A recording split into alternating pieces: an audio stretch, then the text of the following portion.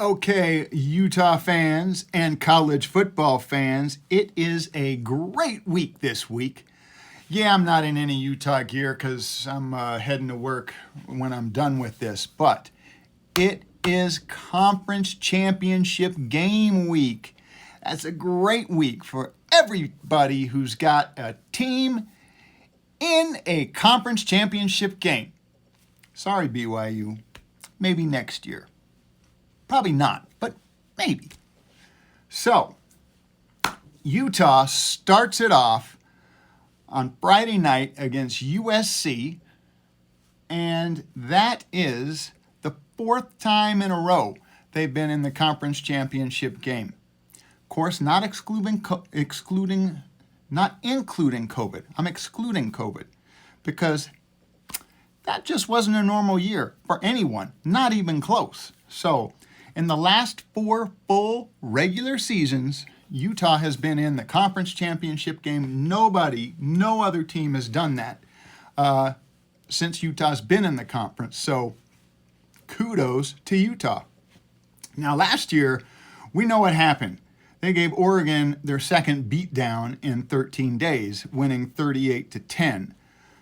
This year, it's going to be a little different story, I think. I mean, hopefully the winning part of the story is the same. That said, and I know there's people that don't like that and that gets a little old, so I'll try not to use it too much. But, it is definitely possible for us to come out with a win, and I hope we do. Our defense is playing much better. We've got a few guys who didn't play much, if at all, against USC, who are really stepping up their game and really helping us out to become kind of the dominant defense that we're used to being. Our tackling is much, much better. That's kind of what lost us the games that we've lost, with the possible exception of Oregon. I think we tackled pretty good against Oregon. It just, our offense stunk. Our defense played easily. And I say possible exception with definite exception because our defense played easily, well enough, good enough to beat Oregon. Our offense just kind of laid an egg in that game, and I mean a stinky, rotten egg. But they redeemed themselves against Colorado, doing by far more than even what people were expecting, I think. And Cam only playing the first half because it was up 42-0. So. Cam looked a lot better, a lot sharper, but back to the defense. We've got Samote Pepa, who's become a much more integral part of the defensive line, and he's doing a bang-up job. And he wasn't playing a whole lot, up through the USC game. Then you've also got some Sione Vaki, freshman safety, who's just playing lights out, especially for a freshman. I love when he's in the game because he's a playmaker. And a couple of other things we've got going for us is the improved play in coverage by Zamaya Vaughn. Still gives up a few plays, but every DB will on occasion. But he's had a lot of pass breakups. He's got speed. He's got size. And I think he's about due for an interception. I've said that maybe the last couple of videos, and hopefully he gets one against USC. Beyond that, the other thing I think that we're seeing is also some more play and improved play from Clayton Isbell, who's a great safety as well. Got some great range, some good size for a safety, and so hopefully all of our guys step up. Hopefully Jonah Ellis is back and at full strength. We're going to need him to help contain the edge and help get to what the heck is his name? Caleb Williams. Caleb is an amazing quarterback. Not only is he a great passer, an accurate passer, and can make all the throws, but the guy is strong, tough to bring down, very elusive. It's not just that he's shifty.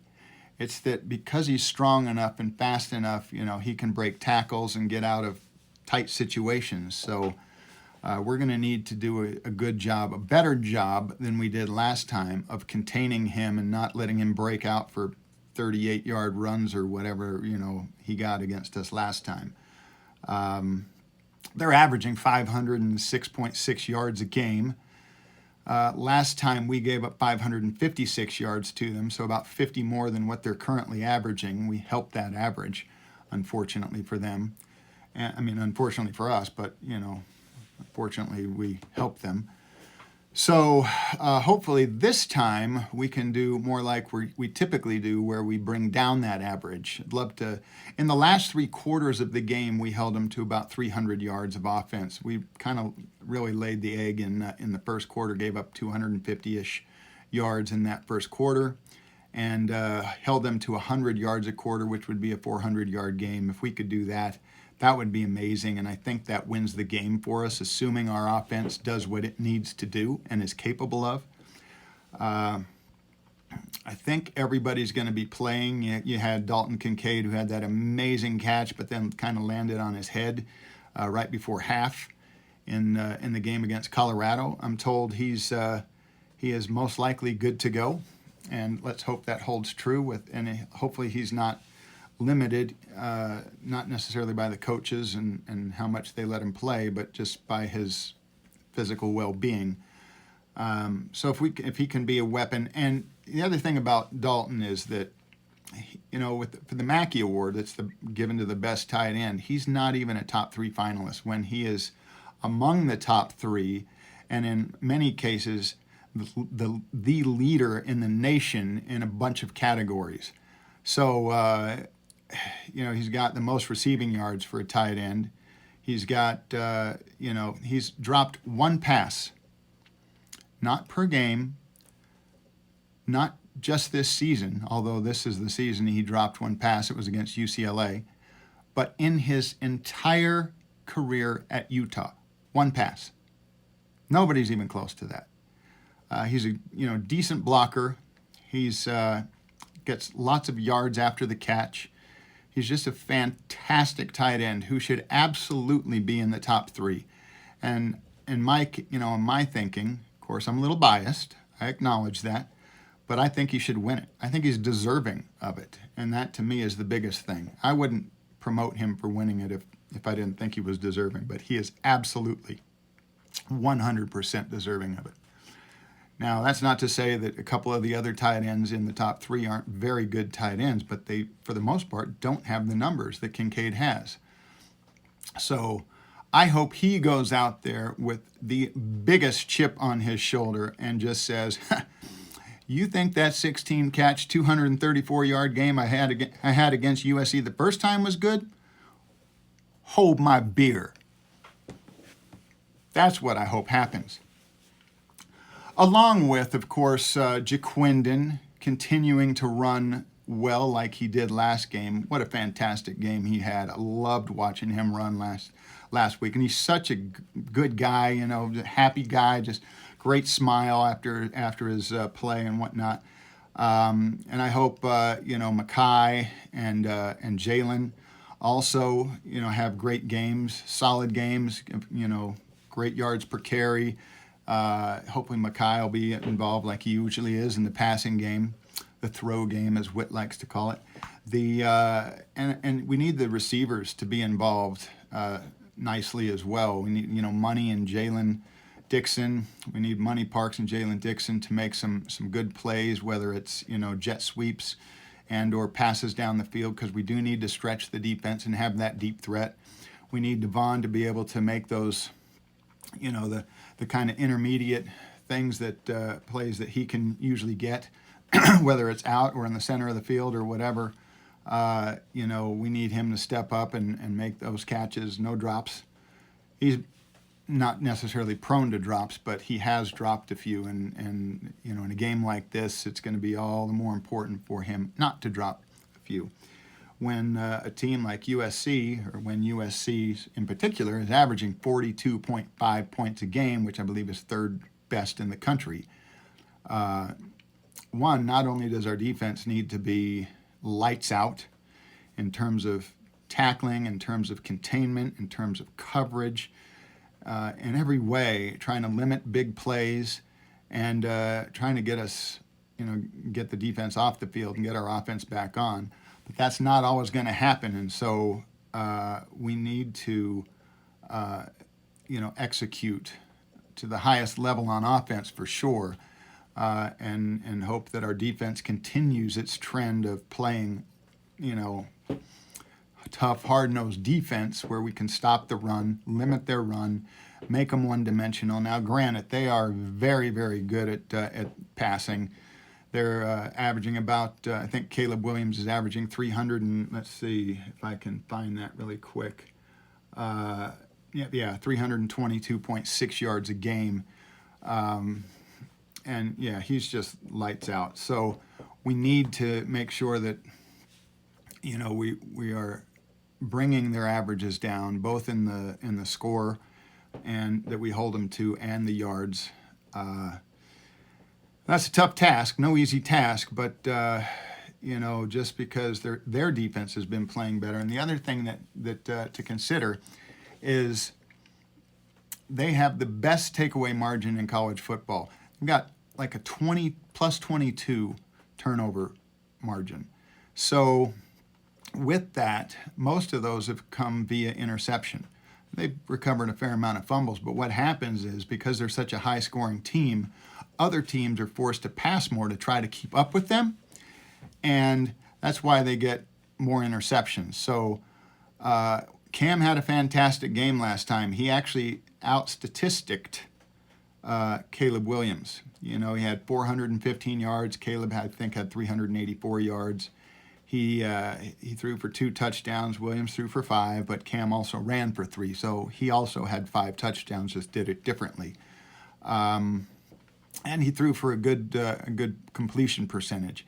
And he's going to need to do that again, although I hope that we can have good success running the ball. Last time we played him, I think we only had 147 yards, right around there. And I think we need a little bit more than that, a little bit better balance. 1, to control the clock, and 2, just to kind of keep them on their toes, as it were. So, a couple of little housekeeping tidbits, if you've watched this far. Hopefully you have. The score challenge.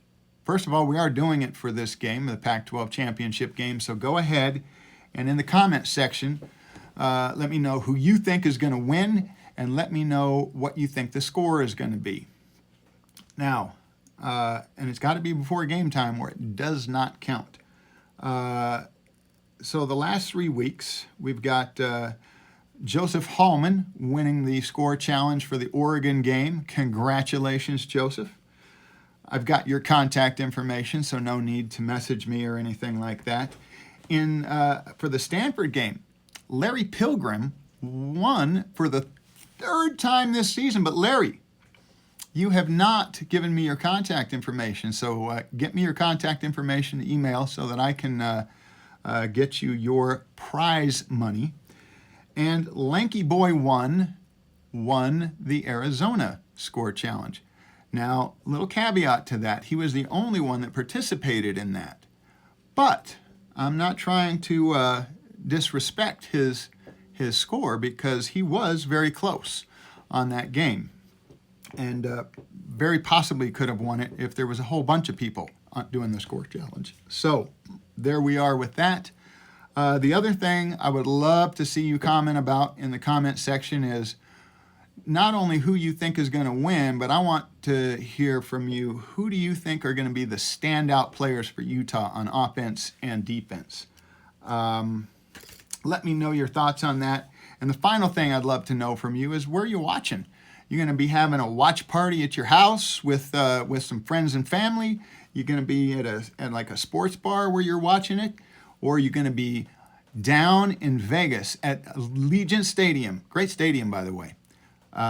Watching the game in person. Let me know. If you're going to be there, I'm going to be there. So if you happen to bump into me, say hi, flash the U. Let's talk a little Utah football.